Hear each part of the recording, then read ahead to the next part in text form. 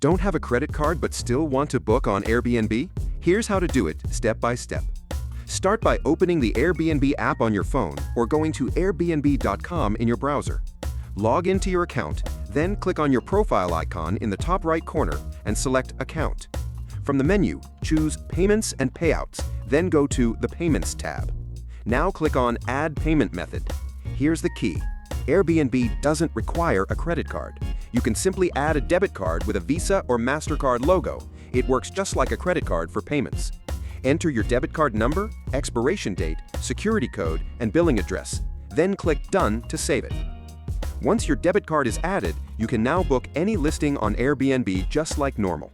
Select your destination, dates, and listing, and at checkout, your debit card will be charged instead of a credit card.